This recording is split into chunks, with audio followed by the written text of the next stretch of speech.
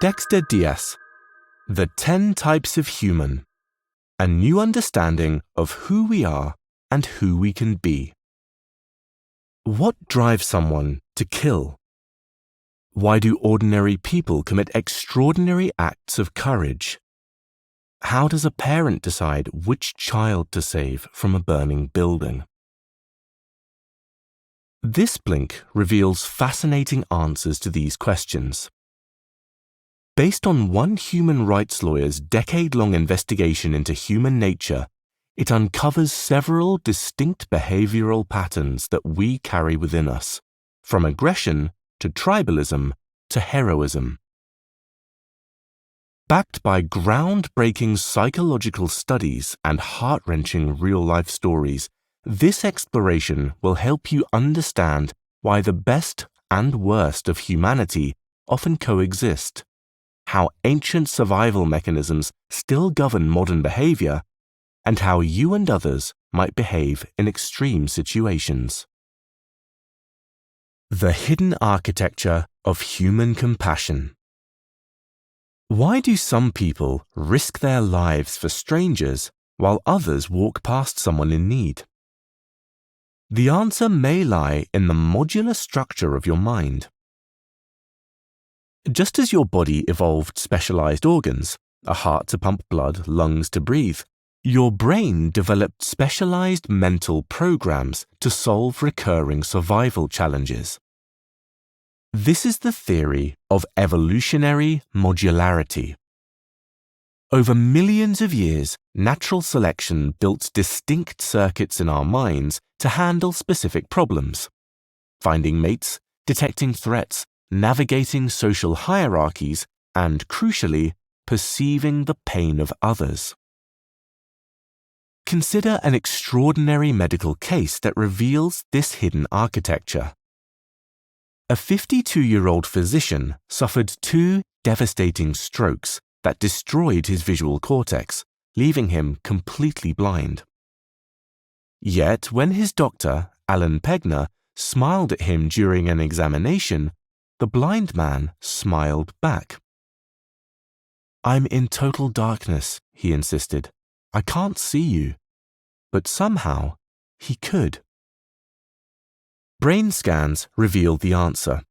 His amygdala, a deep brain structure, was still processing human emotions through an ancient subcortical pathway. In experiments, while blind to shapes and objects, he could distinguish happy from angry faces with remarkable accuracy. Evolution had built such critical circuitry for reading others' emotions that it operated independently of conscious vision. We literally have a specialized module, the perceiver of pain, dedicated to detecting others' suffering. But there's a catch. Research by neuroscientists Tanya Singer found that when we empathize with someone in pain, our own pain networks activate. In her studies with romantic couples, women's brains lit up identically whether they received an electric shock or watched their partner receive one. Feeling others' pain is neurologically real and exhausting. This explains compassion fatigue and why we sometimes look away from suffering. Yet Singer discovered something remarkable. When Buddhist monk Matthew Richard shifted from merely feeling distress about suffering children to actively cultivating compassion toward them, warmth and a desire to help, different brain regions activated. These were reward centers, the same ones that light up when we receive something pleasant. Compassion, unlike empathy alone, doesn't just cost us. It pays us back neurologically. Understanding this modular architecture reveals why caring feels both difficult and rewarding, and why, with practice, we can train ourselves to help others without burning out. The aggressor. After the Battle of Gettysburg, soldiers collected 28,000 muskets from the battlefield. Here's the shocking part. 24,000 were loaded but never fired. Some had been loaded up to 10 times. Thousands of soldiers facing mortal danger simply couldn't bring themselves to pull the trigger. This discovery reveals another crucial module in our mental architecture: the aggressor. Just as we evolved the perceiver of pain to detect others' suffering, we also developed circuits for aggression, useful for protecting our families or defending against threats. But unlike what you might expect, this module doesn't dominate our behavior. Instead, it's constrained by powerful inhibitions that make harming others deeply distressing. Remember how the perceiver of pain causes our own pain networks to activate when witnessing others suffer. A similar mechanism works in reverse with violence. Research shows we experience physical stress responses, blood vessel constriction, elevated heart rate, even when simulating harmless violence with fake weapons and protected targets. We're averse to the act itself, not just its consequences. In one experiment, participants had to kill pill bugs using a coffee grinder. Those who identified more with the bugs killed fewer, until they'd made that first kill. Then, something disturbing happened. They killed more. Once violence starts, continuing it helps cover up the moral injury of that initial transgression. This explains how conflicts spiral into atrocity. In extreme circumstances, particularly with children whose brains are still developing, the aggressor can mutate dangerously. Neuropsychologist Thomas Elbert studied child soldiers across global conflict zones and discovered that violence can become appetitive, arousing and addictive, activating reward centers rather than distress signals. Like compassion activating pleasure circuits in Matthew Richards' brain, violence began activating them in traumatized children. The aggressor exists but doesn't dominate. Our default mental architecture resists violence, which is why specific, often brutal conditions are needed to override these inhibitions. Understanding this modular conflict within us reveals why violence isn't inevitable, and why cultivating our compassionate modules matters more than ever. The Tribalist. In 1937, on the island of Hispaniola, Dominican soldiers held up sprigs of parsley to Haitian workers and demanded they say its Spanish name, perejil. Those who couldn't roll the R were executed on the spot. Between 12,000 and 15,000 people died in this massacre, killed over a pronunciation test, even though the two groups looked exactly alike. This horrific example reveals another specialized module in our mental architecture: the tribalist. Just as we evolved the perceiver of pain to detect others' suffering and the aggressor to handle threats, we also developed circuits constantly scanning for group boundaries, determining insiders from outsiders. This tendency likely evolved because forming coalitions offered survival advantages. Our ancestors who banded together outlasted those who went it alone. But the tribalist operates differently than you might expect. Research by evolutionary psychologist Robert Kurzban tested whether we're actually hardwired for race by showing volunteers photos of basketball players having an argument. When players wore no team uniforms, people confused statements along racial lines, mixing up white players with each other and black players with each other. When the same players wore color-coded jerseys, racial categorization dropped dramatically. In just 4 minutes, team affiliation overwrote race as the primary grouping mechanism. The tribalist uses whatever markers are available: race, language, team colors, even random coin flips. Researchers found that people develop instant in-group preference even when divided by meaningless criteria. Race isn't innate. It's simply a recent historical proxy for coalition detection. We saw this module activate in real time after Haiti's devastating 2010 earthquake. Within 48 hours of the disaster, new tribal divisions emerged. Armed gangs versus vulnerable survivors, those controlling resources versus the desperate. But just as quickly, women formed protective counter-coalitions, organizing with whistles and training to defend each other when no one else would. While the tribalist runs deep in our psychology, its boundaries are remarkably malleable. Understanding this modularity means we're not condemned to see the world through fixed tribal lenses. We can actively reshape the lines we draw.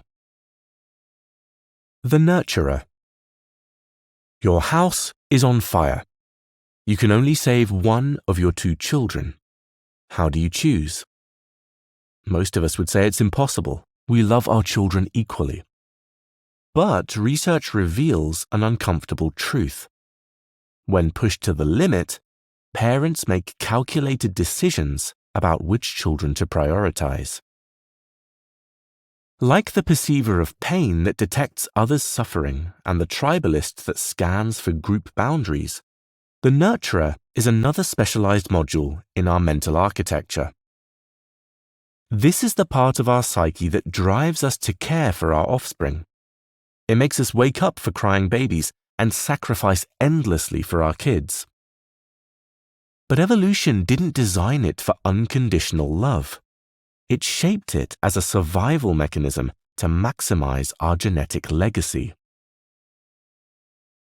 Studies of mothers with preterm twins revealed this starkly. When both babies were seriously ill, mothers unconsciously gave more attention to the healthier twin by 8 months. They weren't consciously neglecting anyone. They were investing limited energy where it had the best chance of success. Similarly, research shows parents grieve more intensely for healthy children than sick ones, and for teenagers than infants, because they represent greater reproductive potential. This mechanism can drive heartbreaking decisions. Anna, a 17-year-old from Eastern Europe, gave birth after being impregnated by her uncle.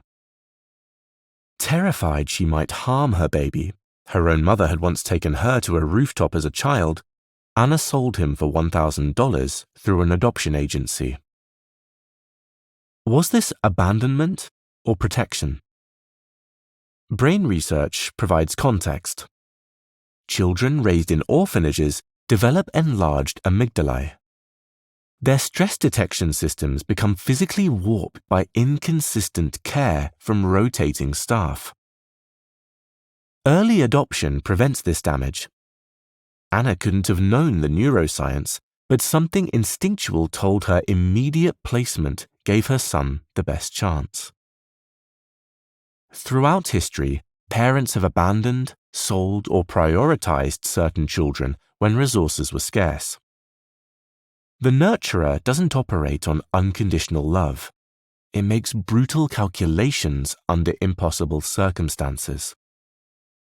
Understanding this module doesn't excuse harm, but it does explain why good parents sometimes make choices that seem unthinkable. The Rescuer. In landmark experiments at Kansas University, volunteers watched a woman named Elaine answer questions while receiving electric shocks. They had an easy out. They could walk away at any time. Instead, over 80% chose to swap places with her and take the shocks themselves. Brain scans revealed something remarkable about these decisions. Helping others activates the same reward centers that light up when we receive pleasure. Like the perceiver of pain that lets us detect suffering in others, and the tribalist that constantly scans for group boundaries, we possess another specialized mental module. Evolution wired us not just to notice pain, but to act on it, even at personal cost. This contradicts a long-held belief in psychology and economics, that humans are fundamentally selfish, always acting in self-interest. Even apparent altruism, the theory went, merely serves to make ourselves feel better. Neuroscience tells a different story. When we cooperate with other humans, not computers or machines, our brains genuinely reward us for the act itself. Vasily, a Russian drug dealer, discovered his boss was trafficking young women into sexual slavery. One victim, Lena, believed she was heading to Moscow for hotel work. Vasily faced an impossible choice: warn her and lose everything, or stay silent. He had no rational reason to intervene. He barely knew her. Warning her meant betraying a dangerous criminal, risking his life, and losing Kolya, his beloved dog, who meant everything to him. He helped her anyway. They fled together across Siberia. Lena died from injuries in a blizzard. Vasily was captured and enslaved for a year. He never saw Kolya again. Researcher Robert Trivers calls this reciprocal altruism. We evolved in societies where helping others, even strangers, created networks of mutual support. Unlike ants who only rescue genetic relatives, humans extend compassion beyond kin. The rescuer module emerged because communities where people helped each other survived better than those where everyone acted alone. The rescuer isn't about heroism. It represents a fundamental part of our mental architecture that activates when we witness suffering, sometimes at devastating personal cost, always revealing something essential about human nature. What the modular mind means for human nature. A nurse working in a children's hospital once explained why her job doesn't break her. "They're not my children, are they? I do a 12-hour shift with children in terrible pain. Sometimes I want to cry. And then I go home. The shift is over." She paused, looking at an exhausted parent beside a hospital bed. Your shift doesn't really end, does it? That difference captures something fundamental about human psychology. We're not consistently compassionate or selfish, rational or irrational. We're aggregations of specialized modules, each activated by specific circumstances. The same person who risks everything for their child might walk past a stranger in need. The executive who donates generously in front of attractive colleagues might ignore identical requests alone. These aren't contradictions. They're different modules responding to different triggers. Understanding the modular architecture of our psychology transforms how we address seemingly intractable social problems. The breakthrough offers 3 insights. First, the modules are resources, not obstacles. We can learn to nurture modules that drive positive behavior over ones that drive negative behavior, both in ourselves and others. Second, remarkable plasticity exists within these systems. Mental pathways can be retrained because they're flexible, not fixed. Shifting from passively experiencing others' suffering to actively extending compassion, for instance, is a skill that can be trained. It makes us not just more likely to help others, but lets us enjoy it more too. Third, we're not condemned by evolutionary heritage. Tribal instincts use whatever markers are available, so even historically entrenched group boundaries, like the concept of race, are malleable constructs we can actively reshape. These insights matter because they replace judgment with understanding. When we recognize that everyone carries these competing mental programs, we can be more forgiving, both of others struggling with conflicting impulses and of ourselves when different parts of our psychology pull us in opposite directions. We're sophisticated organisms with minds shaped over millions of years to solve survival challenges. The modules don't determine our fate. They reveal the architecture we're working with, the hidden programs we can learn to redirect. Understanding who we are, what circuits run beneath consciousness, opens possibilities for who we can become.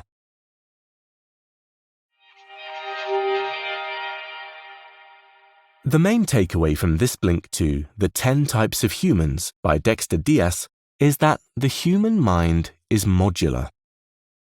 Humans evolved distinct mental circuits to solve recurring survival challenges.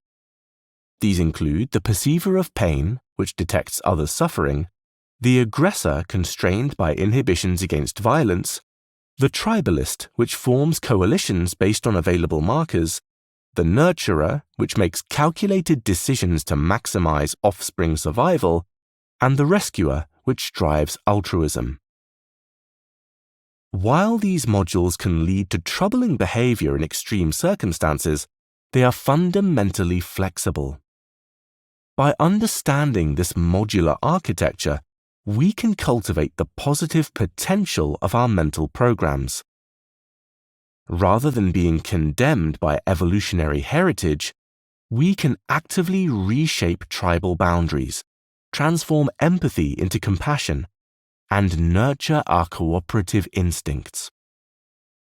Recognizing the hidden forces that govern behavior allows us to be more forgiving and intentionally guide who we become.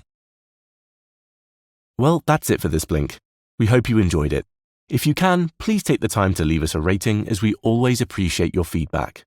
See you again in the next Blink.